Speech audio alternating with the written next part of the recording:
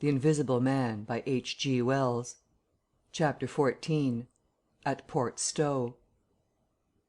10 o'clock the next morning found Mr. Marvel, unshaven, dirty, and travel-stained, sitting with the books beside him, and his hands deep in his pockets, looking very weary, nervous, and uncomfortable, and inflating his cheeks at infrequent intervals, on the bench outside a little inn on the outskirts of Port Stowe.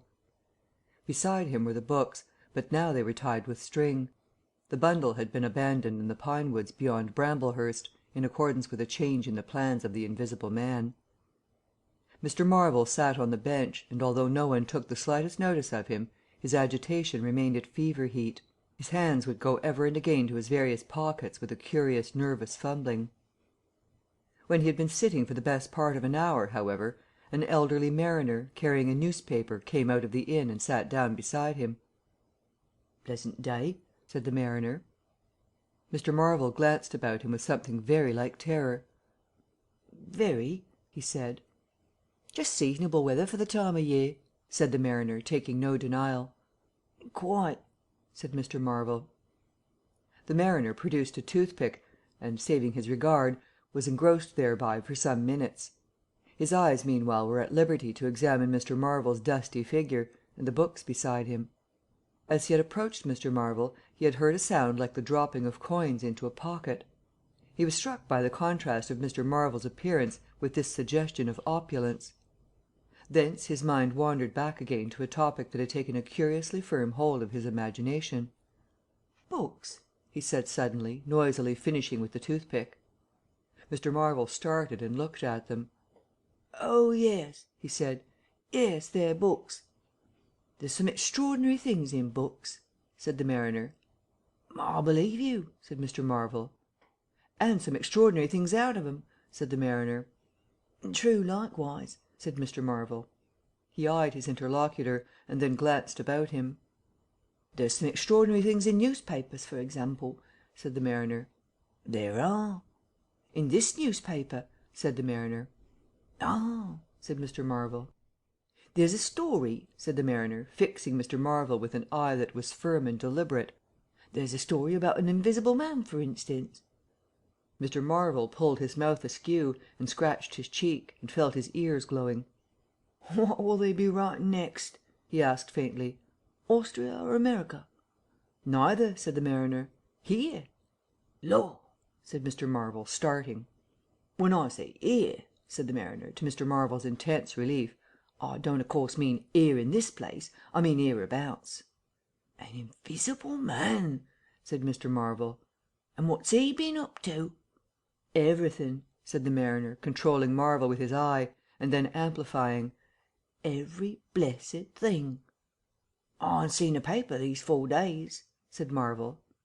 "'Appens the place he started at," said the mariner. "Indeed," said Mr. Marvel. "He started there, and where he came from nobody don't seem to know. Here it is. 'Peculiar story from Iping,' and it says in this paper that the evidence is extraordinary strong. Extraordinary." "Law!" said Mr. Marvel. "But then it's an extraordinary story. There's a clergyman and a medical gent witnesses, saw him all right and proper, or leastways didn't see him. He was staying, it says, at the Coach and Horses, and nobody don't seem to have been aware of his misfortune. It says, aware of his misfortune, until in an altercation in the inn, it says, his bandages on his head was torn off. It was then observed that his head was invisible. Attempts were at once made to secure him, but casting off his garments, it says, he succeeded in escaping, but not until after a desperate struggle, in which he had inflicted serious injuries, it says, on our worthy and able constable, Mr. J.A. Jaffers. Pretty straight story, eh? Names and everything." "Law!" said Mr. Marvel, looking nervously about him, trying to count the money in his pockets by his unaided sense of touch, and full of a strange and novel idea. "Sounds most astonishing." "Don't it? Extraordinary, I call it. Never heard tell of invisible men before, I haven't, but nowadays one hears such a lot of extraordinary things. That—" "That all he did?" asked Marvel, trying to seem at his ease. "It's enough, ain't it?" said the mariner. "Didn't go back by any chance?" asked Marvel. Just escape, and that's all, eh?" "All?" said the mariner. "Why, ain't it enough?" "Quite enough," said Marvel. "I should think it was enough," said the mariner. "I should think it was enough." "He didn't have any pals? Don't say he had any pals, does it?" asked Mr. Marvel, anxious. "Ain't one of the sort enough for you?" asked the mariner. "No, thank heaven, as one might say, he didn't." He nodded his head slowly. "Makes me regular uncomfortable, the bare thought of that chap running about the country. He is at present at large, and from certain evidence it is supposed that he has took, I suppose they mean, the road to Port Stowe. You see, we're right in it. None of your American wonders this time. And just think of the things he might do, where you'd be if he took a drop over and above and had a fancy to go for you. Suppose he wants to rob, who can prevent him? He can trespass, he can burgle, he can walk through a cordon of policemen as easy as me or you could give the slip to a blind man. Easier, for these here blind chaps here uncommon sharp, I'm told, and wherever there was liquor he fancied." "He's got a tremendous advantage, certainly," said Mr. Marvel. "And, well, you're right," said the mariner. "He has." All this time Mr. Marvel had been glancing about him intently, listening for faint footfalls, trying to detect imperceptible movements. He seemed on the point of some great resolution. He coughed behind his hand. He looked about him again, listened, bent towards the mariner, and lowered his voice. "The fact of it is, I happen to know just a thing or two about this invisible man, from private sources." "Oh," said the mariner, interested. "You?" "Yes," said Mr. Marvel, "me." "Indeed," said the mariner.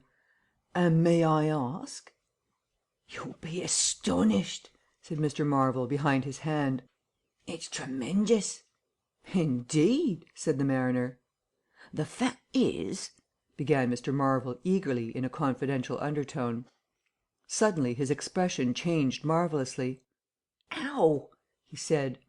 He rose stiffly in his seat. His face was eloquent of physical suffering. "Wow!" he said. "What's up?" said the mariner, concerned. "Toothache," said Mr. Marvel, and put his hand to his ear. He caught hold of his books. "I must be getting on, I think," he said. He edged in a curious way along the seat away from his interlocutor. "But you was just a going to tell me about this here invisible man," protested the mariner. Mr. Marvel seemed to consult with himself. "Hoax," said a voice. "It's a hoax," said Mr. Marvel. "But it's in the paper," said the mariner.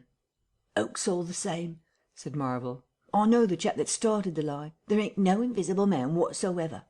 Blimey. But how about this paper? Do you mean to say—" "Not a word of it," said Marvel stoutly. The mariner stared, paper in hand. Mr. Marvel jerkily faced about. "Wait a bit," said the mariner, rising and speaking slowly. "Do you mean to say—" "I do," said Mr. Marvel. "Then why did you let me go on and tell you all this blasted stuff then? What do you mean by letting a man make a fool of himself like that for, eh?" Mr. Marvel blew out his cheeks. The mariner was suddenly very red indeed. He clenched his hands. "I've been talking here this 10 minutes," he said, "and you little pot-bellied, leathery-faced son of an old boot, couldn't have the elementary manners—" "Don't you come bandying words with me," said Mr. Marvel. "Bandying words! I'm a jolly good mind." "Come up," said a voice, and Mr. Marvel was suddenly whirled about and started marching off in a curious spasmodic manner. "You better move on," said the mariner. "Who's moving on?" said Mr. Marvel. He was receding obliquely, with a curious hurrying gait, with occasional violent jerks forward. Some way along the road he began a muttered monologue, protests and recriminations. "Silly devil," said the mariner, legs wide apart, elbows akimbo, watching the receding figure. "I'll show you, you silly arse. Hoaxing me. It's here, on the paper."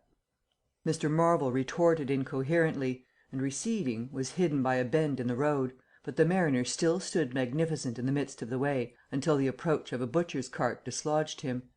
Then he turned himself towards Port Stowe. "Full of extraordinary arses," he said softly to himself. Just to take me down a bit, that was his silly game. It's on the paper." There was another extraordinary thing he was presently to hear, that had happened quite close to him, and that was a vision of a fistful of money, no less, travelling without visible agency, along by the wall at the corner of St. Michael's Lane. A brother mariner had seen this wonderful sight that very morning. He had snatched at the money forthwith, and had been knocked headlong, and when he had got to his feet the butterfly money had vanished. Our mariner was in the mood to believe anything, he declared, but that was a bit too stiff. Afterwards, however, he began to think things over. The story of the flying money was true, and all about that neighbourhood, even from the august London and Country Banking Company, from the tills of shops and inns, doors standing that sunny weather entirely open, money had been quietly and dexterously making off that day in handfuls and rouleaus, floating quietly along by walls and shady places, dodging quickly from the approaching eyes of men; and it had, though no man had traced it, invariably ended its mysterious flight in the pocket of that agitated gentleman in the obsolete silk hat, sitting outside the little inn on the outskirts of Port Stowe. It was 10 days after, and indeed only when the Burdock story was already old, that the mariner collated these facts and began to understand how near he had been to the wonderful invisible man. Chapter 15. The Man Who Was Running. In the early evening time Dr. Kemp was sitting in his study in the Belvedere on the hill overlooking Burdock. It was a pleasant little room, with 3 windows, north, west, and south, and bookshelves covered with books and scientific publications, and a broad writing table, and under the north window a microscope, glass slips, minute instruments, some cultures, and scattered bottles of reagents. Dr. Kemp's solar lamp was lit, albeit the sky was still bright with the sunset light, and his blinds were up because there was no offence of peering outsiders to require them pulled down. Dr. Kemp was a tall and slender young man, with flaxen hair and a moustache almost white, and the work he was upon would earn him, he hoped, the fellowship of the Royal Society, so highly did he think of it. And his eye, presently wandering from his work, caught the sunset blazing at the back of the hill that is over against his own. For a minute perhaps he sat, pen in mouth, admiring the rich golden colour above the crest, and then his attention was attracted by the little figure of a man, inky black, running over the hill brow towards him. He was a shortish little man, and he wore a high hat, and he was running so fast that his legs verily twinkled. "Another of those fools," said Dr. Kemp. "Like that 'oss who ran into me this morning round a corner with the visible man a coming, sir. I can't imagine what possesses people. One might think we were in the 13th century." He got up, went to the window, and stared at the dusky hillside, and the dark little figure tearing down it. "He seems in a confounded hurry," said Dr. Kemp, "but he doesn't seem to be getting on. If his pockets were full of lead he couldn't run heavier." "Spurted, sir," said Dr. Kemp. In another moment the higher of the villas that had clambered up the hill from Burdock had occulted the running figure. He was visible again for a moment, and again, and then again, 3 times between the 3 detached houses that came next, and then the terrace hid him. "'Osses," said Dr. Kemp, swinging round on his heel and walking back to his writing table. But those who saw the fugitive nearer, and perceived the abject terror on his perspiring face, being themselves in the open roadway, did not share in the doctor's contempt. By the man pounded, and as he ran he chinked like a well-filled purse that is tossed to and fro. He looked neither to the right nor the left, but his dilated eyes stared straight downhill to where the lamps were being lit, and the people were crowded in the street, and his ill-shaped mouth fell apart, and a glary foam lay on his lips, and his breath came hoarse and noisy. All he passed stopped, and began staring up the road and down, and interrogating one another, with an inkling of discomfort for the reason of his haste. And then presently, far up the hill, a dog playing in the road yelped, and ran under a gate, and as they still wondered, something, a wind, a pad, pad, pad, a sound like a panting breathing, rushed by. People screamed. People sprang off the pavement. It passed in shouts. It passed by instinct down the hill. They were shouting in the street before Marvel was half way there. They were bolting into houses and slamming the doors behind them, with the news. He heard it and made one last desperate spurt. Fear came striding by, rushed ahead of him, and in a moment had seized the town. "The invisible man is coming! The invisible man!" Chapters 14 and 15.